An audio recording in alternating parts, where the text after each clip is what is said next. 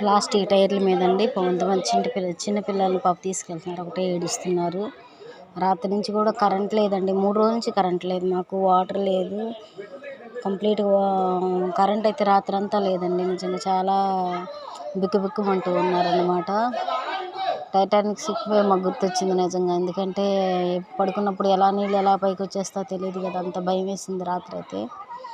చాలామంది పాపం బిల్డింగుల మీద ఉన్నారండి. ఇదిగోండి ఇంకోటి వస్తుంది. వీళ్ళు కొంచెం ప్లాస్టిక్ వైర్లను చుట్టేసి దాని మీద మగవాళ్ళందరూ కూడా కొంచెం హెల్ప్ చేస్తున్నారన్నమాట. చిన్నపిల్లల్ని తీసుకెళ్తున్నారు కొంతమందిని పాపం.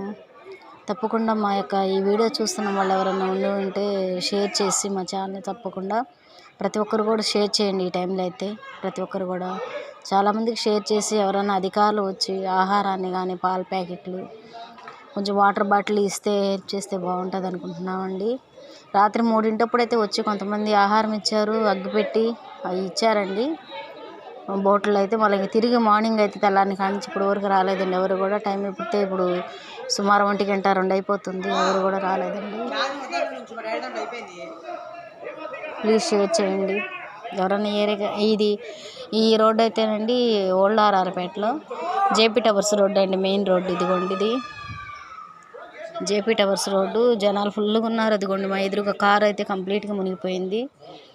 రాత్రి అయితే 9 అడుగుల వరకు వచ్చింది. ఇప్పుడు కనిపిస్తుందండి. రాత్రి అయితే అది కూడా కనిపించలేదు కారు అయితే. తప్పకుండా ప్రతి ఒక్కరు కూడా షేర్ చేసి మీ సహాయం హెల్ప్ చేయండి ఏరియాలో ఉన్న వాళ్ళందరికీ కూడా.